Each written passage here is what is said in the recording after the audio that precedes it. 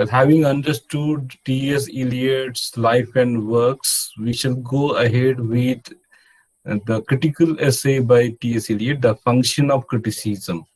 So this is very important to understand the field of literary criticism. Of course, you have understood the function of criticism in the very beginning of this academic year. We started with this lecture on what is criticism and what is the function of criticism and all. Here we are going to understand the function of criticism with the critical essay by T.S. Eliot.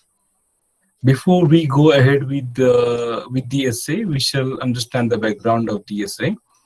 So, as you know, T.S. Eliot is as famous for his works in the field of criticism as for those in the field of creative art. Means he was not only the critic but also a great poet. His essay, The Function of Criticism, was published in the year 1923. And he is one of the most well-known of his of works. This one, I'm sorry, this it is one of the most well-known of his works as a critic. This particular, The Function of Criticism, and this essay was written in response to, this is very important that you need to underline, in response to Middleton Murray's challenge to the opinions that T.S. Eliot had presented in one of his earlier essays.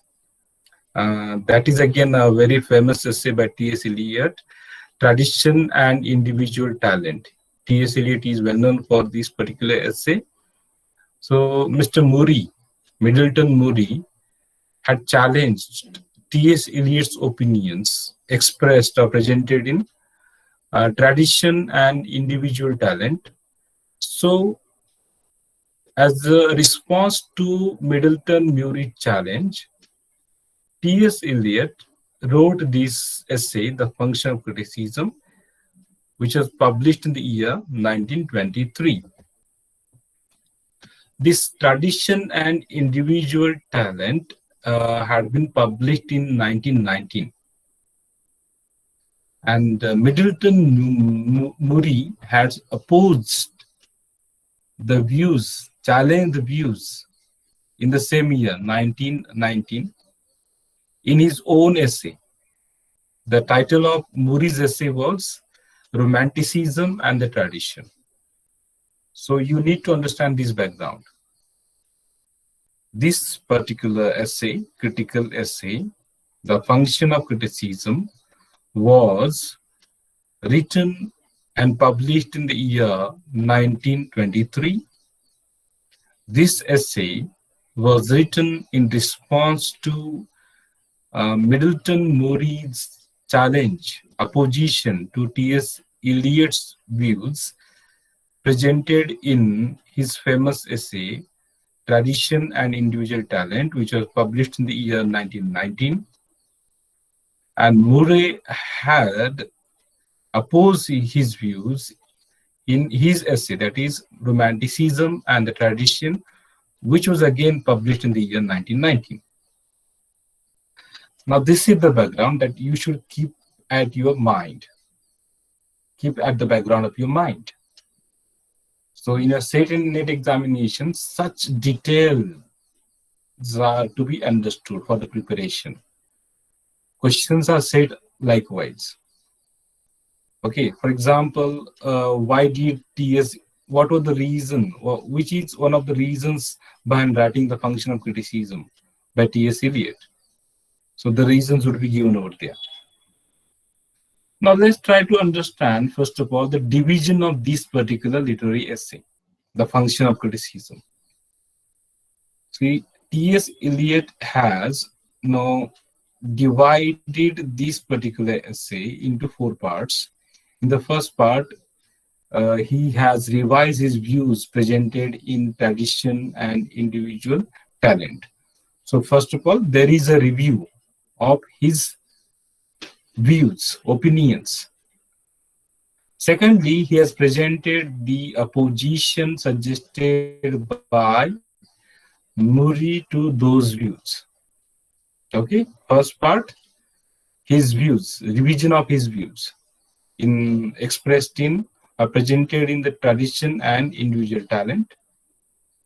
Secondly, he has presented the opposition suggested by Murray to Eliot's views in his essay Romanticism and the Tradition.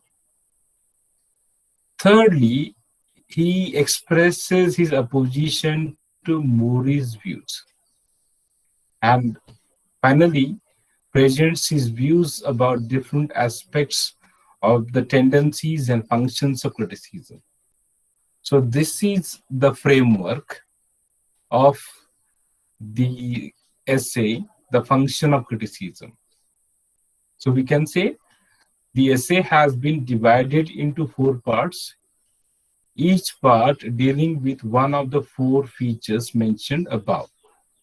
Just now we mentioned the first, second, third, fourth. Okay, so the main points have to be understood.